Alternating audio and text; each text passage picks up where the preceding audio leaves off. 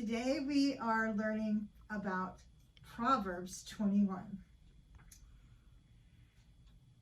The king's heart is a stream of water in the hand of the Lord.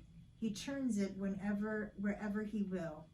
All deeds are right in the sight of the doer, but the Lord weighs the heart. To do righteous and justice is more acceptable to the Lord than sacrifice. Haughty eyes and a proud heart, the lamp of the wicked, are sin.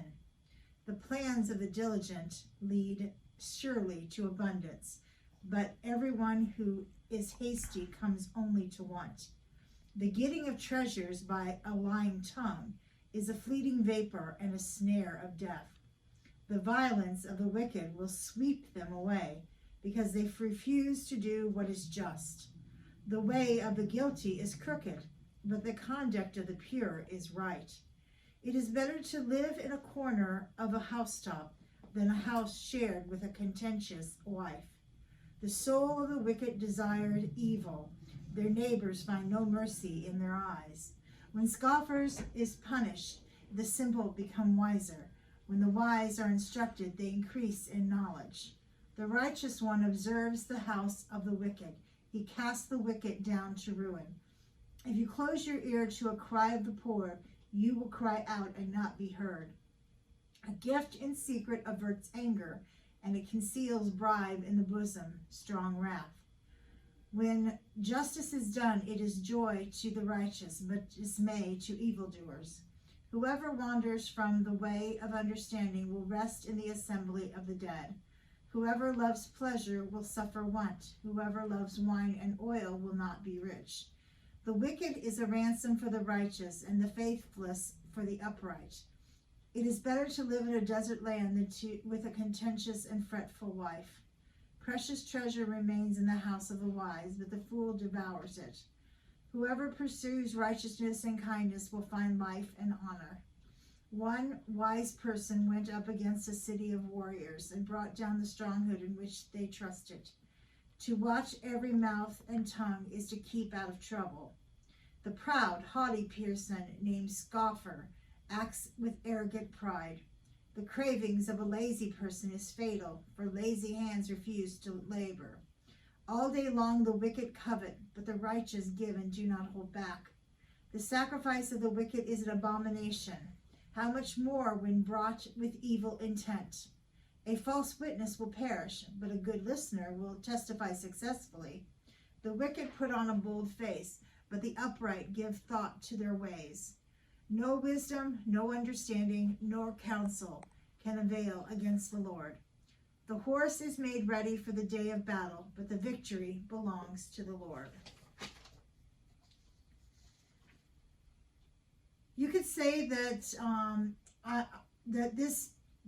this particular Proverbs has an awful lot in it. So I'm going to do what I've been doing recently, which is looking at one verse. And the verse I'm going to look at today is verse 31, the last verse I read. The horse is made ready for the battle, but the victory belongs to the Lord. Now, when we read that, you kind of get confused. Why would a horse be made ready for a battle? Well, think back in biblical times. Horses were used, not tanks, not cars, not any of those things. So horses would be getting ready so that they could get ready for the battle. But the victory always belongs to the Lord. In other words, the victory, what is the outcome, is the Lord's want and desire, not our own wants and desires.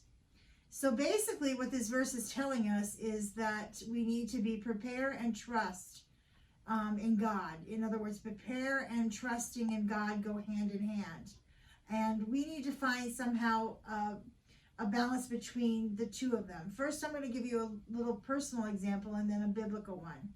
Personally, as a pastor, I'm called to preach every week. Sometimes I even get to preach more than once a week, but normally it's once a week. And I'm someone that, I don't know if you've noticed it, I have a manuscript in front of me. I like to write my whole sermon out. That's how I think. But if you would look at my manuscript, you would realize that as prepared as I am, I don't necessarily follow the manuscript 100% of the time. I have those words in front of me, and I have a system out there that sort of lets me know where I want to go in my sermon. But sometimes I just feel compelled. I feel that the Holy Spirit is pushing me to add this story or to take that story away.